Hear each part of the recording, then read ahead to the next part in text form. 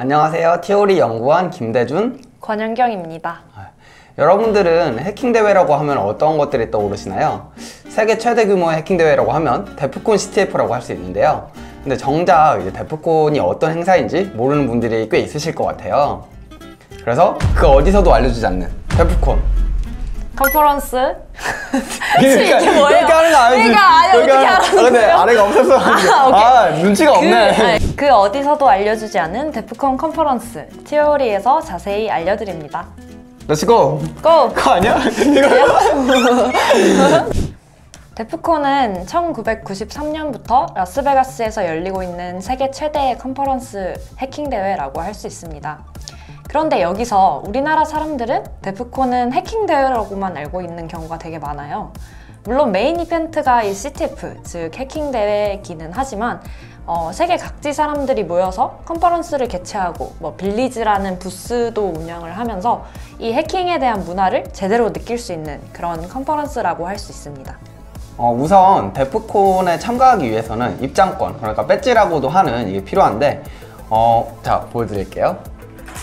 이게 올해 입장권인데 이게 이런 식으로 매년 특별한 디자인의 배지를 받게 되는 거예요. 한번 이제 저희 쇼츠를 이번에 보신 분들은 아시겠지만 얘 또 특이한 기능이 숨겨져 있죠. 피아노가 있죠. 그렇죠? 네. 이렇게 또 피아노 잘 치시나요? 연주해주세요.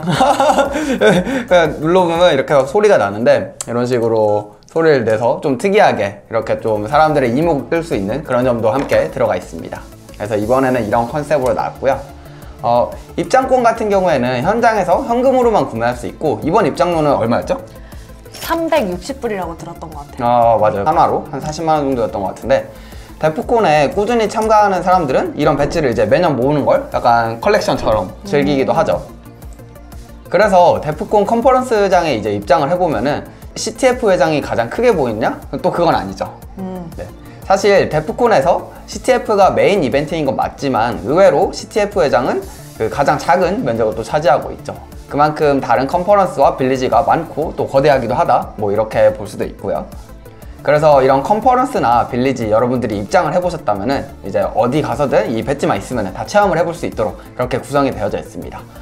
예를 들어서 저희 기억나는 이제 빌리지 중에 하나에서는 자동차를 해킹해 볼 수 있는 카 해킹 빌리지가 있었죠. 네. 그래서 이번에는 테슬라가 있었기도 했고, 그리고 아니면은 저희 이제 스카다 시스템이라고도 하는 그런 정말 거대한 시스템 같은 시추기 이런 것들도 해킹해 볼 수 있는 빌리지가 있었고, 아니면 실제로 물리적으로 해킹도 시도해 볼 수 있는 하드웨어 해킹 빌리지, 이곳은 이제 실제로 사람들이 모두 막 다 가가지고 납땜하고 이런 것들도 있었죠.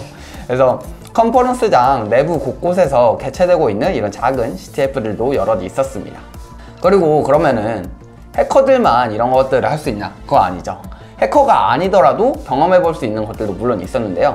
예를 들면 어떤 게 있었죠? 제가 알기로는 그 자물쇠 같은 거 열어볼 수 있는 락피킹 빌리지도 있었고요. 그다음 호일 헬멧 만들기 같은 체험 빌리지들도 되게 많이 있었습니다. 되게 다양하게 이제 해킹에 참여하는 사람들뿐만 아니라 많은 사람들이 와서 즐길 수 있도록 컨퍼런스가 개최가 되고 있는 거를 볼 수 있었어요. 그렇죠. 이거는 사실 뭐랄까 해커들만의 그런 게 아니라 여러 사람들이 다 들어와서 함께 즐길 수 있는 축제 같은 그런 느낌으로 만들어 가고 있는 게 아닌가 싶습니다. 네, 그럼 데프콘 CTF를 소개해 볼까요?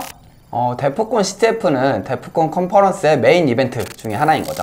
그래서 온라인 예선전으로 해킹 대회를 먼저 진행을 하고, 그리고 그 결과에 따라서 상위 16팀이 모여서 대회를 이제 본선 대회를 미국에서 진행을 하게 됩니다. 그래서 데프콘 CTF는 상당히 어려운 문제가 출제될 뿐만 아니라 전 세계에서 이름을 날리고 있는 정말 최고의 해커들이 모두 모여가지고 경합을 하는 대회이기 때문에 현존하는 해킹 대회 중에 가장 유명하고 또 그만큼 인정을 받고 있는 대회라고도 할 수 있습니다. 이번 본선은 어떻게 진행이 됐죠? 이번 본선 같은 경우에는 3일간 진행이 되었고요. 이번 2022년에는 미국 현지 시간 기준으로 8월 12일부터 14일까지 진행되었습니다. 이번 대회 구성은 크게 3가지 분야로 나눌 수 있습니다. 일단 첫째로 어택 앤 디펜스가 있었고요. 둘째로 킹 오브 더 힐스, 마지막으로 라이브 CTF가 있었습니다. 그 중에서도 가장 이제 세계 우선순위를 매기긴 힘들지만 어택 앤 디펜스가 사실 가장 메인으로 많이 알려져 있잖아요. 어택 앤 디펜스, 그러니까 쉽게 말해서 공격과 방어인 거죠. 이거를 설명하기 앞서서 각 팀들이 먼저 제공되는 환경을 알아봐야 될 것 같은데요. 16팀 각각 모두가 서버 한 대를 제공을 받습니다. 그리고 그 서버에는 여러 서비스들이 동작을 하고 있는데요.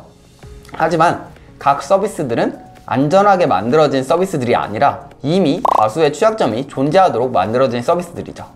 그래서 그 서비스들에 있는 해당 취약점들을 먼저 알아내고 이를 통해서 서비스를 해킹한 다음에 서버 권한을 획득했다는 것을 증명을 해야 되는데요. 그 증명을 어떻게 하냐? 파일을 유출을 시키는 거죠. 그 서버에 있는 중요한 파일을 유출을 시킴으로써 내가 공격에 성공했다 라고 증명을 하고 그에 따라서 점수를 얻게 되는 거죠.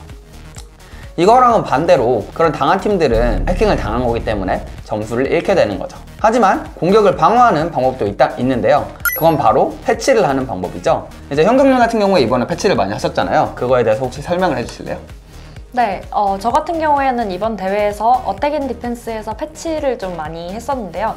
이 패치라는 거는 이제 다른 팀보다 취약점을 먼저 발견해서 바이너리를 패치함으로써 상대팀이 공격에 성공하지 못하도록 이렇게 하면 이에 따른 점수의 실책을 좀 예방할 수 있는 편입니다.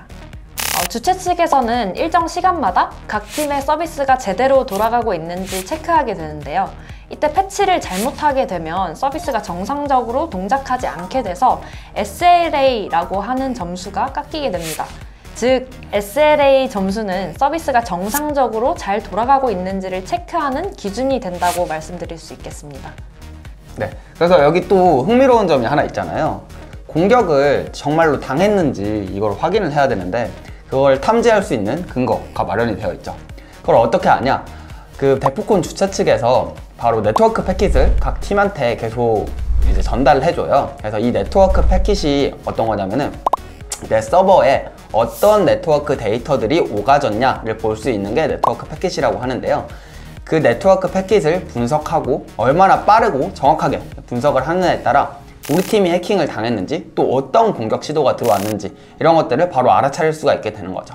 그래서 이에 따른 대응을 얼마나 빠르게 하고 또 이거를 어떻게 바꿔야 공격을 안 받고도 반격도 할 수 있냐 뭐 이런 것들도 생각을 해볼 수 있는 점이 있습니다.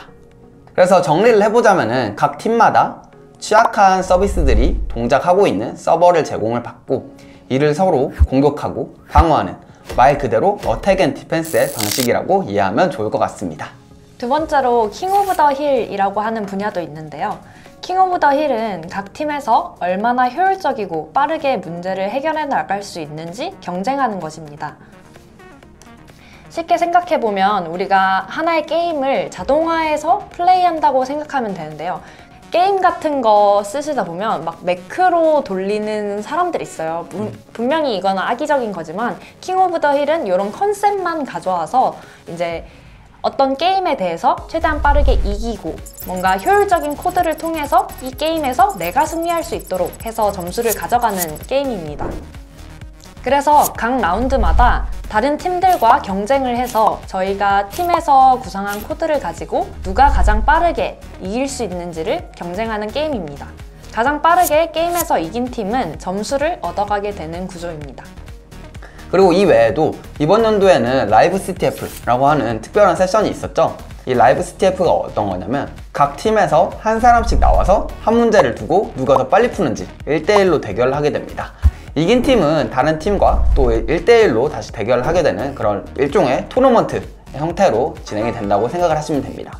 각 문제는 1시간 안에 풀 수 있는 형태로 가장 간단하게 출제가 되기 때문에 최대한 빠르게 취약점을 찾고 익스플로잇을 작성하는 스피드 게임 형태로 운영이 됩니다.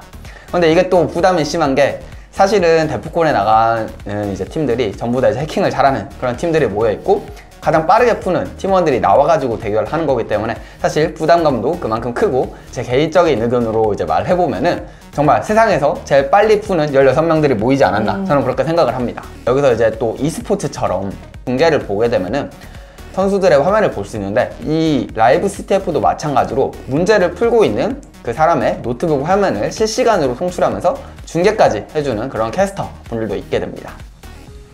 실시간으로 진행되는 대회인 만큼 팀 대표로 선정된 팀원들은 팀원들의 응원과 또 이런 부담을 한 몸에 안고 경기에 임하게 되는데요. 일반적으로 라이브 CTF는 이벤트성으로 진행되는 경우가 많기 때문에 배점이 그리 높지는 않았는데요. 이번 대회에서는 유독 배점이 높았어서 라이브 CTF 순위로 전체 순위가 변동이 되는 그런 경우도 있었습니다. 그래서 결과가 이제 대회 종료가 되면은 파이널 카운트다운이라고 하는 유명한 막 노래도 울려 퍼지고 이렇게 하면서 그 노래가 끝나면은 대회가 막 종료되고 그러잖아요. 최종적으로는 패배식에서 최종 순위가 발표되는데 이 데프콘 CTF는 특이하게도 1위를 하게 되면은 블랙 배지라고 하는 이 배지를 8개를 받게 됩니다. 블랙 배지 한번 보여줄까요?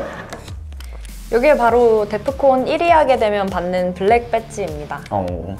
블랙 배지 같은 경우에는 이제 데프콘 컨퍼런스의 평생 초대권이라고 말씀드릴 수 있는데요. 매번 무료로 컨퍼런스에 참여할 수 있고 CTF의 승자라는 것도 뽐낼 수 있습니다. 네. 이 블랙 배지 한번 또 이것도 이번 저희 일반적인 그런 배지랑 비슷하게도 또 그게 있잖아요. 기능이 몇 가지 있잖아요. 네, 그 기능도 맞습니다. 한번 소개를 해볼까요? 요거 같은 경우에는 위에 걸 누르면 이렇게 이걸 보이실지 모르겠는데 여기 보면은 LED가 이렇게 반짝반짝해요. 네, 이런 식으로 동작을 하기도 하고요. 그다음 밑에 걸 누르면 Congratulations, you're holding a DEFCON 30 Uber badge. 네, 이렇게 축하한다는 메시지도 담겨 있습니다.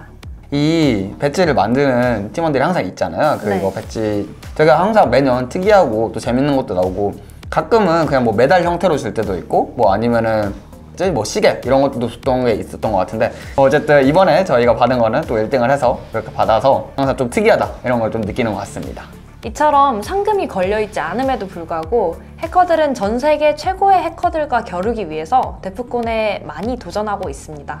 그래서 이 데프콘이라는 거는 CTF도 물론 중요하지만 하나의 보안 문화를 선도해 간다 라는 것을 느낄 수 있다는 게 저는 되게 큰 것 같아요. 이런 컨퍼런스를 우리나라에서는 해킹 대회로만 지금은 알고 있고 상세한 정보가 없어서 저희는 좀 아쉬웠는데요. 이번 영상을 통해서 전부 다는 아니지만 그래도 어느 정도 이 컨퍼런스에 대해서 알게 되었다면 저희는 그것만으로도 만족을 할 것 같습니다. 그래서 사실 데프콘은 엄청 어렵기도 하고 그런 대회로 잘 알려져 있잖아요. 엄청 큰 규모이기도 하고 그래서 이런 거에 대해서 조금 부담을 가지시는 분들도 있으실 거라고 분명히 생각이 되는데요. 저희는 해킹에 관심 있는 사람들이라면 시도해 볼 수 있는 이런 길들은 열려 있다고 생각합니다. 저희는 이제 이런 사이버 보안을 공부할 수 있도록 드림핵이라는 플랫폼을 운영하고 있어요. 드림핵이라는 플랫폼을 통해서 열심히 공부하시면 이제 데프콘이라는 큰 대회에도 도전할 수 있는 기회가 열려 있다고 생각합니다. 혹시 데프콘이나 아니면 해커들에 대해서 더 궁금하신 점이 있으시다면 댓글로 또 남겨주시길 바랍니다. 해커, 해킹에 대해 더 알고 싶으시다면 좋아요, 댓글, 구독, 알람 설정까지 부탁드립니다. 시청해주셔서 감사합니다.